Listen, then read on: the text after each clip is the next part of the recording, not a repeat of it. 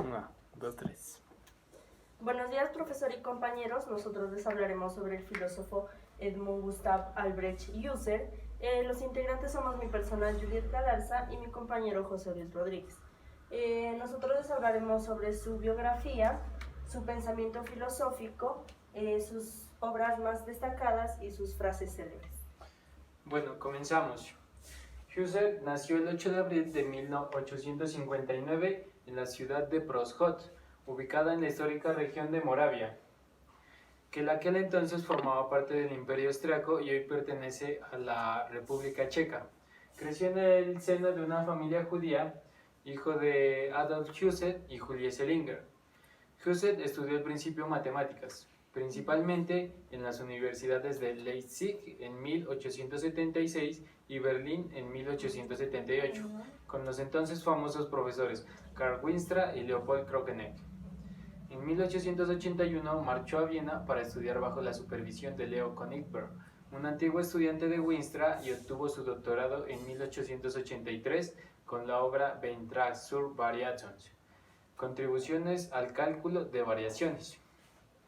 En 1884 comienza a asistir a Viena a las clases de Franz Brentano sobre psicología y filosofía. Franz Brentano lo impresionó tanto que decidió dedicar su vida a la filosofía. En 1883 contrajo matrimonio con Malvina y que contuvo 3 hijos, Gerhard, Wolfram y Elizabeth. Husserl estudió con Brentano durante breve tiempo y después marchó a la Universidad de Martín Lutero de Halle para obtener su habilidad con Carl Stumpf, un antiguo discípulo de Brentano. Bajo su supervisión escribió Über den Begriff sobre el concepto del número en 1887, que serviría de base para su primera obra importante, Philosophie der Arithmetik, en 1891. Con una caída sufrida durante el otoño, en 1938, Husserl enferma de pleuritis, muere el 27 de abril de 1938 en Friburgo a sus 79 años. Como pensamiento filosófico, Husserl dice que la filosofía en la actualidad son muy aficionados a la crítica en lugar de estudiar y comprender las cosas por dentro. Él dice que la conciencia tiene la peculiaridad de eliminar toda referencia a una existencia real de las cosas, es decir, que la conciencia no percibe objetos reales, sino que aprende objetos que se denominan fenómenos. Un tema muy importante es la filosofía de la aritmética, de lo cual se trata su primer libro. Y lo que Husserl pretende con su filosofía de la aritmética es analizar desde 2 perspectivas los conceptos aritméticos como el número, las relaciones y entre otras. La primera perspectiva es la psicológica, que esta resalta el modo de darse intuitivo de los conceptos aritméticos, como el número, las relaciones y entre otras. Esto es la forma en que los captamos en la experiencia. Y la segunda perspectiva es la lógica, que esta pretende la fundamentación objetiva de estos mismos conceptos. Nos planteamos una pregunta que dice que ¿qué sucede cuando observo una noche estrellada y al hacerlo no contemplo una sola estrella sino múltiples estrellas?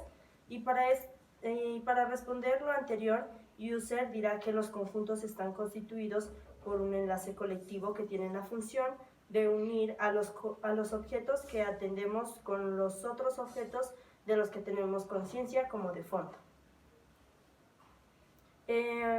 Husserl también distingue entre otros conjuntos como los finitos y los infinitos.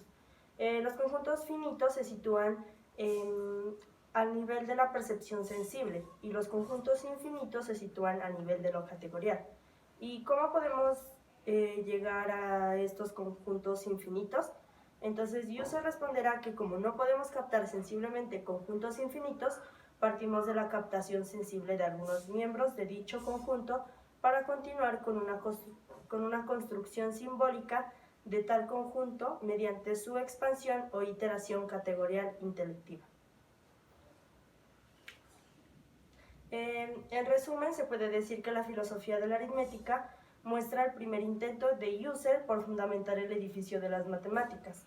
La contribución de la filosofía de la aritmética tendría ecos en la publicación entre 1900 y 1901 de las investigaciones lógicas.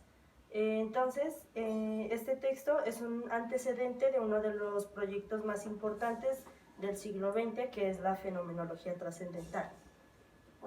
Y desde eso, Edmund empezó a escribir textos filosóficos que se iniciaron entre los años 1900 y 1901 con investigaciones lógicas.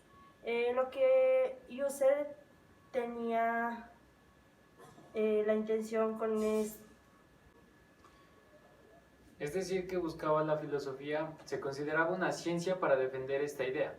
Husserl se basó en un método que en él mismo denominó fenomenológico. La fenomenología trascendental es más que todo que Husserl es el fundador de la fenomenología trascendental, que es ante todo un proyecto de renovar a la filosofía para hacer de ella una ciencia estricta y una empresa colectiva.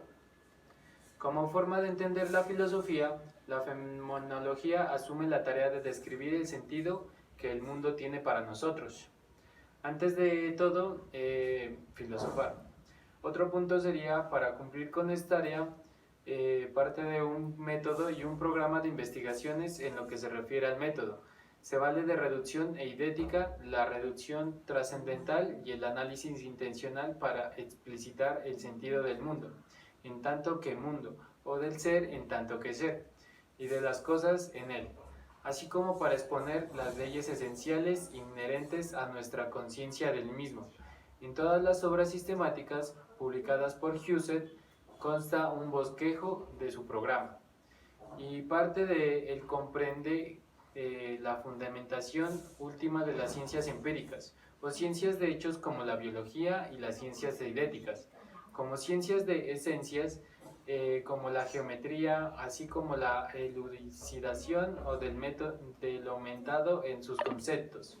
Muchos de los conceptos y las tesis de la fenomenología solo pueden ser comprendidos a cabalidad tras la ejecución de la reducción y tras el esfuerzo por entender a qué se refiere a partir de la experiencia. Este es uno de los sentidos del llamado a ir a las cosas mismas, en contraposición a quedarse en meras construcciones de palabras y castillos en el aire. Otro punto sería uno de los conceptos centrales de la fenomenología, es el de la intencionalidad, que procede de la tradición escolástica y en última instancia del concepto aristotélico.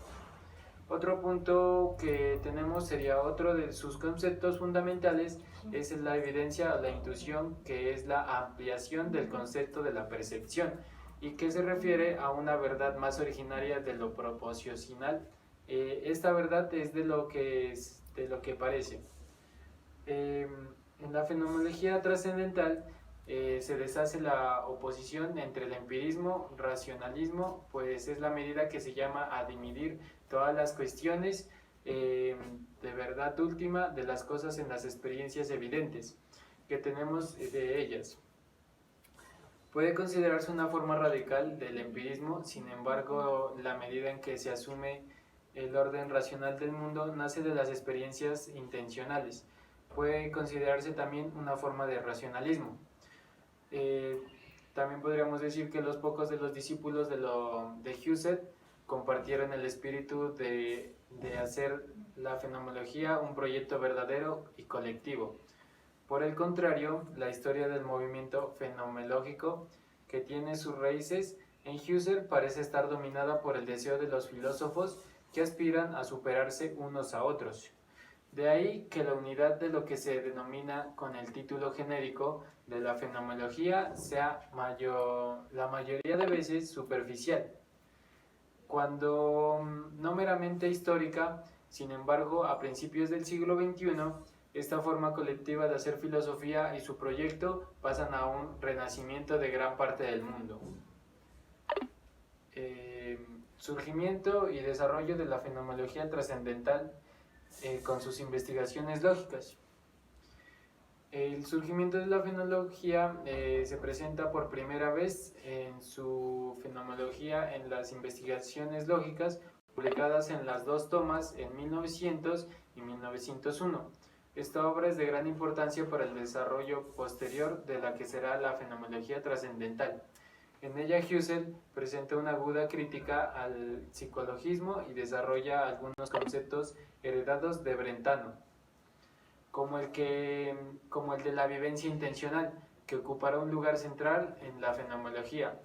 La intencionalidad es descrita ahí como la propiedad de las vivencias de estar referidas en algo. Otro punto sería: la vida de la conciencia es necesariamente intencional.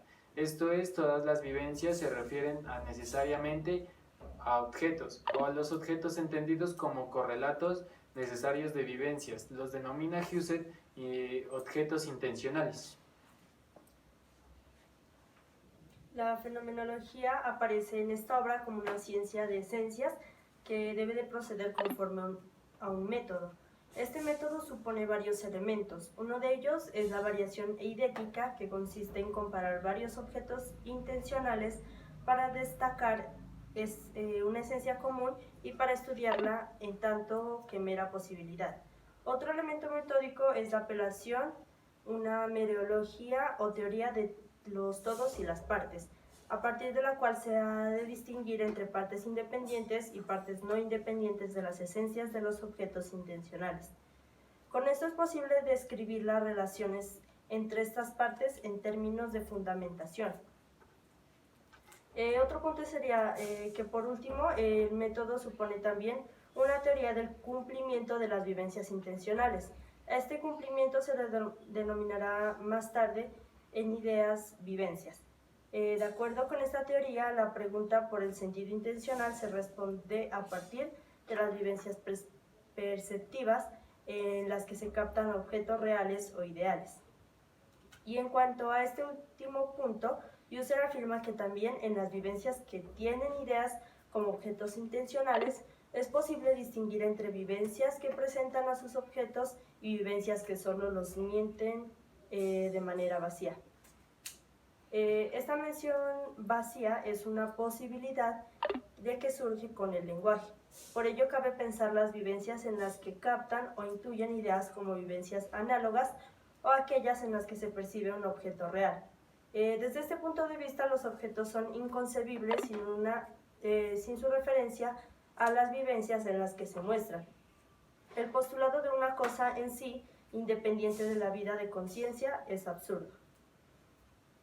Entonces, en resumen, en las investigaciones lógicas, la fenomenología ya es concebida una ciencia que estudia las estructuras esenciales de las vivencias y los objetos intencionales, así como relaciones esenciales entre tipos de vivencias y de objetos intencionales. Por otro lado, el propósito de la fenomenología, tal y como es propuesta en esta obra, consistiría en la aclaración epistemológica de la lógica pura, que comprendería también a la matemática a partir del cumplimiento de las vivencias intencionales de las objetividades lógicas. Como obras más destacadas, tenemos la principal, que es Filosofía de la Aritmética, que fue publicada en el año 1891. También Investigaciones Lógicas, que fue publicada en 1900, Ideas relativas a una fenomenología pura y a una filosofía fenomenológica en 1913, Meditaciones cartesianas en 1931, La crisis de las ciencias europeas y la fenomenología trascendental, que es la introducción a la filosofía fenomenológica en 1936, y Experiencia y juicio en 1939. Como frases célebres, tenemos que la ciencia genuina, hasta donde alcanza su verdadera doctrina, carece la profundidad. La profundidad es una cosa de la sabiduría.